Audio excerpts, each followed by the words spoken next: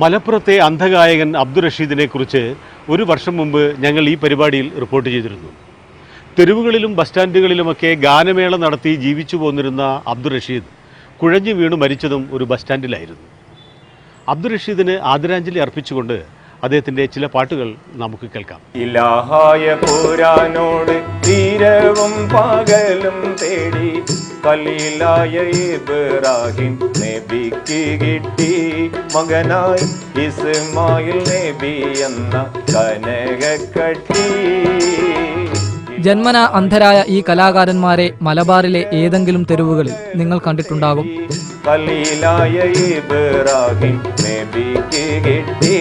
10 വർഷക്കാലത്തിലേറെയായി തെരുവുകളിൽ പാടിയും പറഞ്ഞുമാണ് ഇവർ ജീവിക്കുന്നത്.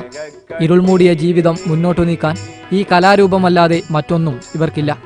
കോഴിക്കോട്ടങ്ങാടിയിൽ കോട്ടയത്തുനിന്ന് കരിങ്കല്ലിന്റെ പണി ആവശ്യാർത്ഥം വന്ന കുഞ്ഞിപ്പോക്കരുക്കാനെ കടപ്പുറത്ത് വെച്ച് നമ്മളെ കുഞ്ഞാമിത്താത്ത കണ്ടുമുട്ടി.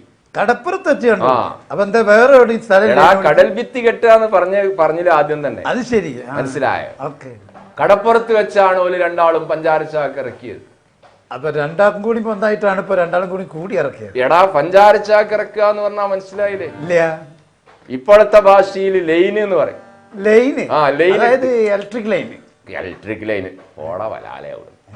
എടാ, ഓല് രണ്ടാളും പ്രേമത്തിലായത് എന്നുള്ള അർത്ഥത്തിലാണ് പറഞ്ഞത്. ഇപ്പൊ തേങ്ങ എന്ന് പറഞ്ഞാലും പോരാ, ഉരുട്ടിങ്ങനെ കാണിച്ചു തരേണ്ടി വരും. എനിക്കോ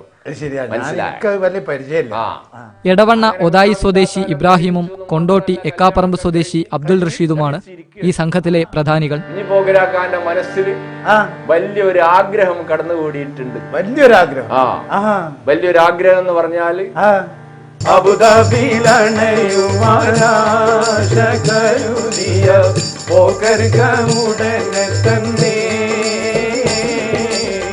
രണ്ടുപേരും ജന്മനാ കാഴ്ചയില്ലാത്തവർ. ഇബ്രാഹിമിന്റെ 3 സഹോദരങ്ങൾക്കും കണ്ണു കാണില്ല.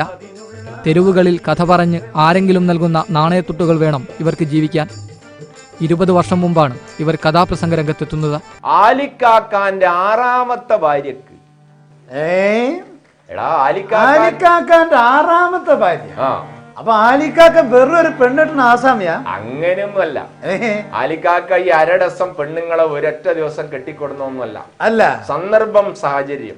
മലബാറിലെ ജനജീവിതവുമായി ബന്ധപ്പെട്ട പ്രശ്നങ്ങൾ ഹാസ്യത്തിന്റെ മേമ്പൊടിയോടെ വില്ലുപാട്ട് രൂപത്തിൽ അവതരിപ്പിച്ചായിരുന്നു തുടക്കം. ഞാൻ ആലിക്കാക്കാനോട് പറഞ്ഞു, കല്യാണം ചെയ്യണം, അല്ലാതിരുന്നാല് വളരെയധികം ബുദ്ധിമുട്ടുണ്ട്. എന്താ ബുദ്ധിമുട്ട്?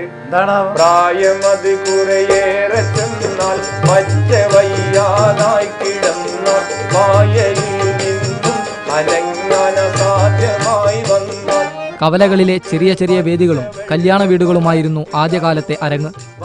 നല്ല മനസ്സുള്ളവർ നൽകുന്ന ചെറിയ സംഭാവന മാത്രമായിരുന്നു ഇവരുടെ ഏക വരുമാന മാർഗവും. തെന്നോളം നഞ്ഞിയും കഴിച്ച് ഞാൻ മരിച്ചാളും മലരുമുല്ലേ, അല്ലാതെ വഴിയൊന്നുമില്ല. കേട്ടതും കണ്ടതും ഇനി അടുത്ത ആഴ്ച ഇതേ ദിവസം ഇതേ സമയം. നിങ്ങളുടെ അഭിപ്രായങ്ങൾ അറിയിക്കണം. ഞങ്ങളുടെ വിലാസം Asianet news, PT Usha road, Kozhikode. Email knk@asianetnews.in.